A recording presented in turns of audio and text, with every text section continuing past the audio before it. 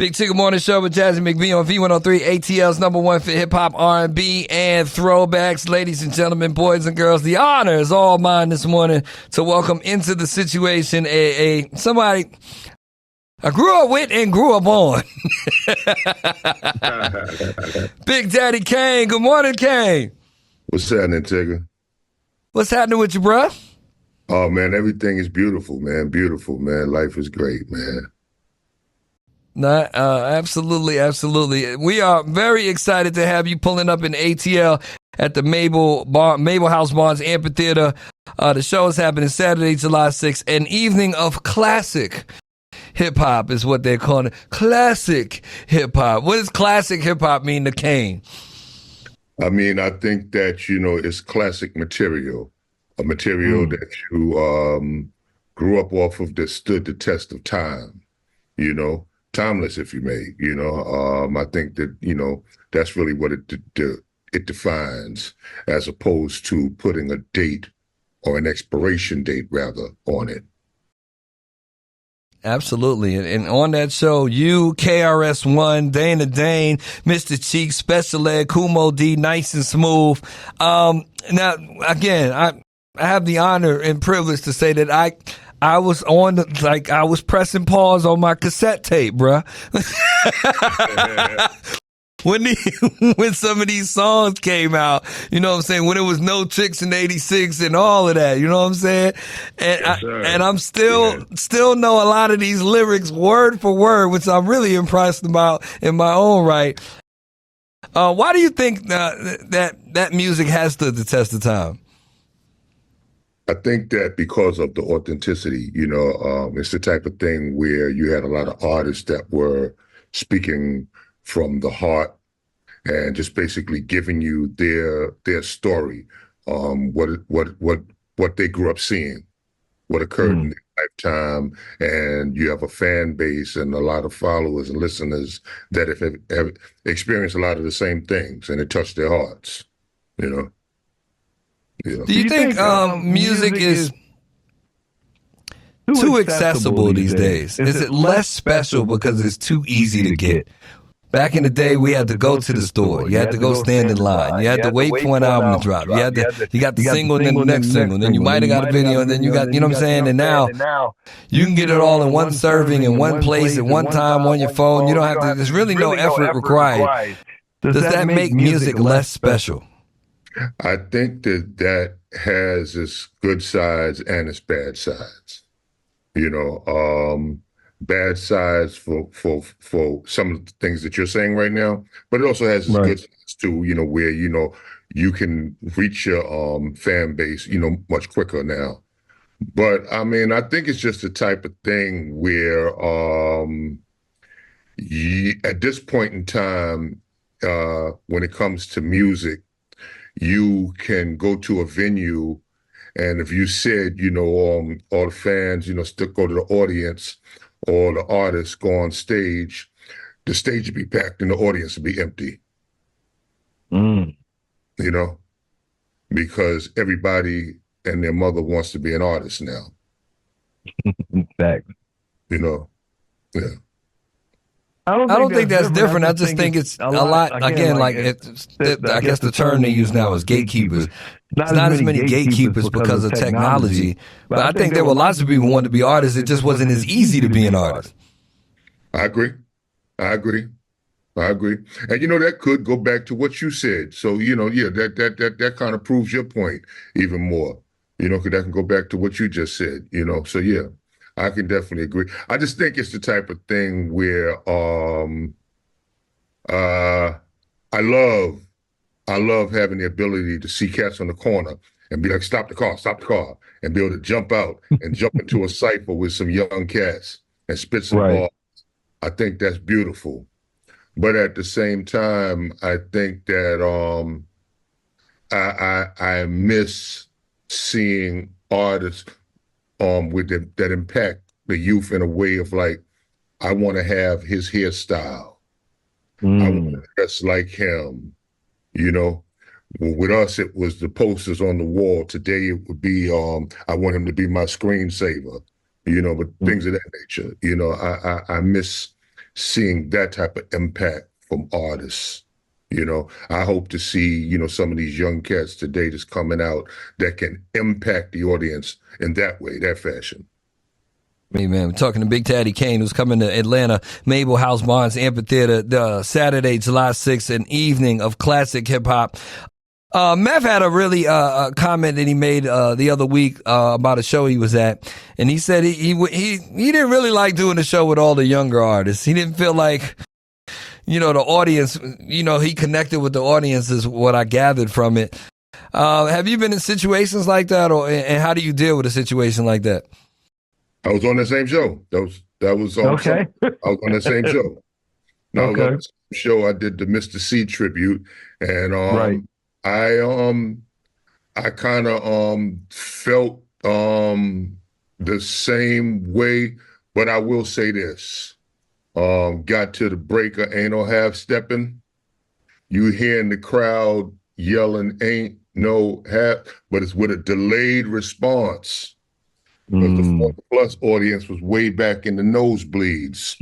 You know what I'm saying? So our audience was there. They just did not spent all that money to be up front. They didn't want to be in the middle of the rah-rah. Yeah, exactly. Yeah. And then also, a lot of them bought tickets last minute because they didn't know about the artists such as myself, Meth and Red, and EPMD and the others that were on it until, they were at last minute, So, I can understand the old generation not really wanting to. But, I don't know. I guess we got to figure out a way to really bridge that gap because I think that, used to happen at a Michael Jackson concert. I don't think that happened at a Prince concert, I'm not too sure if it happens today at a Beyonce concert, So you got to figure out a way to bridge that gap. So who's the onus to help bridge that gap? Do you feel like the younger people, the younger artists are receptive to the OGs, if you will, and vice versa? I love what Kendrick just did. Amazing. Yeah, I love, I love what he just did because, he catered to the younger audience and he brought out Dre, so he catered, to the more mature audience. And then also he catered to the hood by bringing up all the gang members. I love what he just did. I think that was one of those type of moves that can help bridge the gap. Absolutely. Big Daddy Kane's our guest this morning on Big Ticket Morning Show. So listen, bro, you mentioned Kendrick. Who won? Who won, Kane? Come on, man. You know who won that, man. I think both guys are amazing artists. Kendrick is a great lyricist, but clearly you know who won that. Absolutely. But at the same time, I salute Drake, and I'm still gonna always support that brother music, because he's made some amazing songs, and that everybody party and dance to, it's just a battling name for everyone. It's facts. As a person who has survived and seen all types of battles and been through them yourself. Another evolution of the music is what they call drill music. What are your thoughts on drill music? Because there's a lot of skepticism, a lot of focus on what's going on with drill music right now. Well, it depends on really how you're asking that question. If you're asking, how do I feel about the vibe of it? It's something different. It's not my thing. It's not what I grew up off of, but I see how it drives the younger generation, So if that's the next thing, that's what you want to do. Hey, I'm all for it. I would love to be that person that some of the young drill artists, sit with and be like, yo, what would you spit to this? Just to give them lyrical pointers so that they are bigger than the track. But that's one thing I've noticed with a lot of drill music. It's the track. And then when a new hot track comes, that artist is gone. So I would like to be able to show them how to be lyrical and, build their own fan base so that when that track is gone, they're still relevant, you know? So in that sense, you know, hey man, I'm all for it. Now, if you're talking about the subject matter, I would like to see a lot of our youth geared and directed in a different direction than a lot of today's music directs them. Big Daddy Kane dropping some jewelry here today with the Big Ticket Morning Show. Music usually tends to go in cycles and evolutions and things of that nature. Do you think the pro-black cycle is ever coming back? We had black medallions. We had black education in our music. You know, like there were things, there were jewels being dropped. There was history being dropped. There was education throughout our music. And, you know, like they saying it was the pulse of the street. It was also the pulse of the culture at that particular time. Do you think that wave is ever coming back? Only if the people behind it try to make a change. I don't think that is something that the artist can change. I think that when you're a young artist, even if you have 13 years old, you started rhyming positive. By the time you're 16, 17, and they flash a check in front of you, you're going to do what they tell you to do. That's what happens. So I think that it has to be changed by what radio is willing to play, what people are willing to promote, you know, what some of these people that, for those that still sign to labels, you know, a lot of cats are independent, but for those that still sign to labels or hope to land that big distribution deal or whatever the case, what they're willing to sign. You know, I think that that's who's going to be, those are going to be the ones that's going to have to really, really make that change. Because leaving it up to the artist is like, you know, someone coming from the hood, poverty, you flash that check in front of them, you know, it's going to be hard. The temptation is going to be hard for a lot of them cats to resist, you know? And one thing I will say is, like, the world we live in today, you saw how powerful that was. I mean, Tigger, come on, man.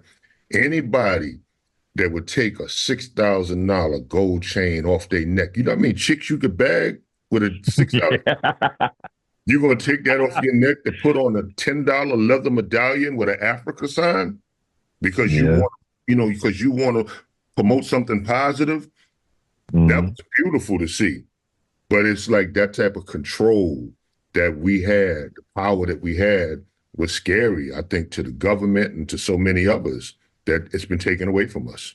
It's been taken away from us. And the narrative has been changed to promote negativity. Big Daddy Kane is our guest this morning. So if they have never, and I mean never, and that would be a problem in whoever I'm talking to or referring to at this point, never seen Big Daddy Kane on stage, what can they expect Saturday, July 6th? Well, I mean, I think that they can expect to be entertained. The one thing I can promise you is that you will not come there and watch your favorite song. You want to see a whole lot more than what you just heard on the record, if you dig what I'm saying. No doubt. You're not going to watch your favorite song. Now, we're going to take it above and beyond. Absolutely. Listen, you need to be at the Mabel House Barnes Amphitheater Saturday, July 6th. KRS-One, Big Daddy Kane, Dana Dane, Mr. Cheek, Special Ed, Kumo D, Nice and Smooth. It's going to be a time. Brother, I am actually sad I will not be there. I have to work at Essence because I was so excited. I was like, I'm there. And then I was like, no. So I'm going to have to catch that in a whole nother city because that lineup is that is Young Tigger right there. That is all me right there. My brother, we have shared so many moments on stage and in the booth. So we got history. I ain't mad. You're allowed to miss this one. Thank you for my hall pass, sir. Thank you for my hall pass. Big Daddy Kane, I appreciate you. We love what you do and continue to do for the culture and just doing what you do, brother.